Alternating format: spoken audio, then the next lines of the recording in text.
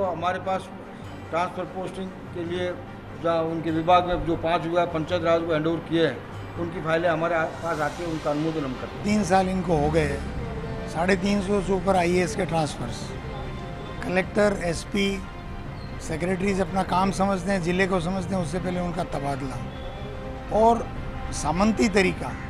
आपको एक उदाहरण से सब चीज़ समझ में आएगी कि अशोक जैन को कहाँ तो चीफ सेक्रेटरी बनाने की बातें चल रही थी और कहाँ उनको UDS से हटा करके उद्योग एक कमज़ोर विभाग में भेजा और वहाँ से उठा के उनको सोशल जस्टिस में भेज दिया। तो इससे ये समझ में आता है कि ये पर्सनल लाइकिंग और डिसलाइकिंग पे सरकार ज़्यादा चल रही है, न कि परफॉर्मेंस बेस्ड अधिकारियों की मूल्यांकन पे और कौन अधिकारी कितना सक्षम है उस पर चल रही है। पहलू हमारे सामने है, मैं रुख करना चाहूँगा सुरेश जी आपका। कामकाज का आधार और पॉलिसी दो चीज़ें हमारे सामने हैं, लेकिन हम देखते हैं आमतौर पर पॉलिसी की बात नहीं होती और कामकाज का आधार नहीं होता। ये दोनों सरकारों में रवायत चली आ रही थी। कांग्रेस भी इसी परंपरा की धनी रही है और अब बीजेपी भी उसी का अनुसरण कर रही है। ऐसा क्यों है? राजनीतिक आधार पर क्यों अफसरों को निशाना बनाया जाता है?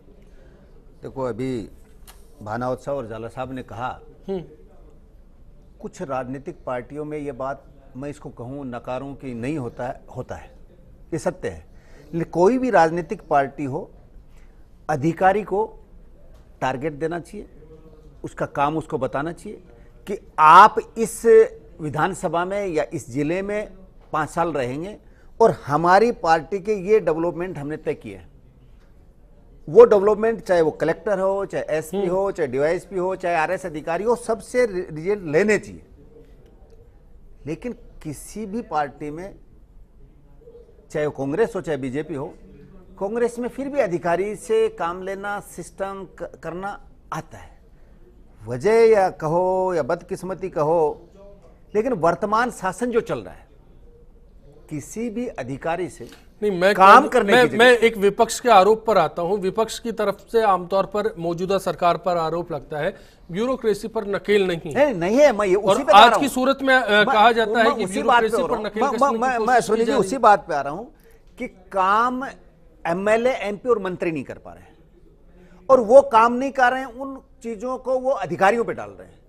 जबकि अधिकारी रिजल्ट जब देगा कि उसका मंत्री उसके काबिल है क्या, मंत्री उससे वो काम करवा रहा है क्या, विधायक को उस अपनी विधानसभा में जो रिजल्ट लाने चाहिए वो ला रहा है क्या। देखो, आज के जमाने में पहले वाली बात नहीं रही, काम लीगल है क्या, कानून संगत है क्या, कानून के दायरे में आता है क्या। अब वो चीजें आपको जहां जो पॉइंट PhD में ले लो कि वहां कुआं लगेगा, सिंगल फेस का लगेगा, वहां लगेगा, लेकिन आप अब ये सरकार कहना चाह रहे हैं मौजूदा सरकार काम करवाना नहीं जानती, उस घोड़े की चाबुक वाली बात पर आ गए।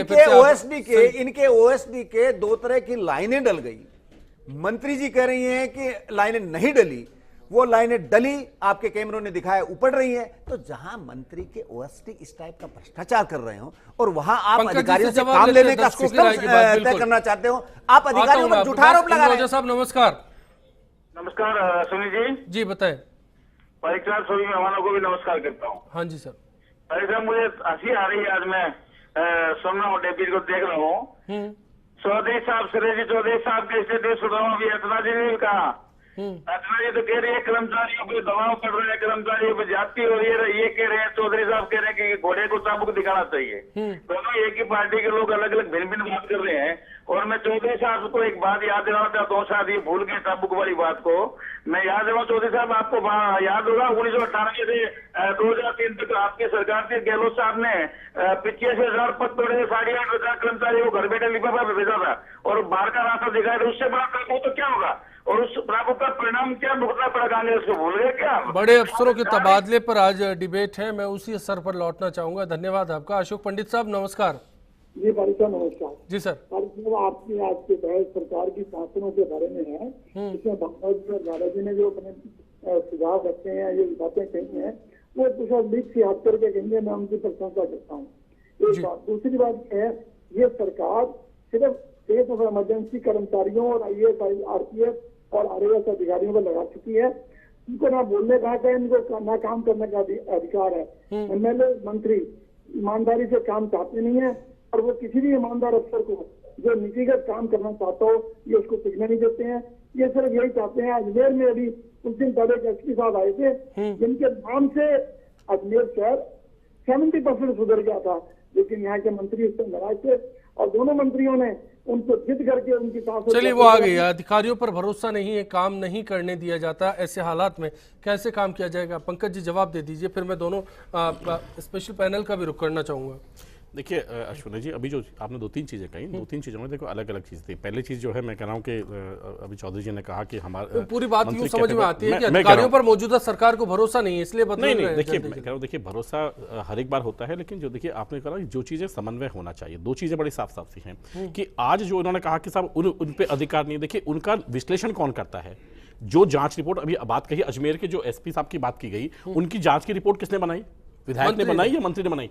नहीं, देखिए उसके एक जांच कमेटी बनी। जांच कमेटी बनने के बाद जो है उन्होंने जो है उसकी रिपोर्ट दी और उसमें जो खामियां थी उसका जो है आज यदि कोई ट्रांसफर पोस्टिंग, ये जो है रिवार्ड और पनिशमेंट का जो है बहुत शुरू से चलता आया कि जो पोस्टिंग जो है और जो ट्रांसफर है वो रिवार्ड और पनिशमेंट का भी एक तरीका है, एक साधन है जो कि ब्यूरोक्रेट्स में अपनाया जाता है। और जब कोई चीज ऐसी चीज होती है कि घटना घटती है, घटना घटने के बाद खास करके जब लॉ एंड ऑर्डर में होती है कि ऐसी चीज होने के बावजूद भी यदि आप लगातार रखते हैं तो मेरे ख्याल में बाकी लोग बाद में कहेंगे, लेकिन शायद चैनल्स जो है सबसे पहले कहेंगे कि आप इस आदमी को जिसने ग्रॉस नेग्लिजेंसी की उसके बावजूद भी आप पद पे बने रहने का अधिकार है। लेकिन यहाँ 251 ट्रांसफर ऑर्डर्स का मायना क्या है सर? मैं लगातार आ रहा हूं सर, लगातार 2-3 चीजें पा रहा हूं। देखिए दोनों चीजें जो हैं, जो 251 की बात करें, 251 ट्रांसफर नहीं है, 251 ऑर्डर्स है। मैं उन्हीं की बात कर रहा हूं। और वो कुछ ऑर्डर्स है। देखिए कुछ ऑर्डर्स जो हैं, कई बार जब ऐसी पोजीशन आती है कि भाई किसी का रिटायरमेंट हो गया, ट्रांसफर हो गया, तो निश्चित रूप से देखिए उस पद को भरने के कारण भी जो है एक ऑर्डर निकलता है, वो भी जो है उस गिनती के अंदर आता है। ये सूरत ऐसी नहीं है, इसीलिए सवाल खड़े किए गए। उसमें ख्याल में आपने जो स्टार्टिंग बताया वो शायद विपक्ष में और इसमें जो है 1 दिन का डिफरेंस है, 4 डेज और 5 डेज का डिफरेंस है। मेरे ख्याल में बहुत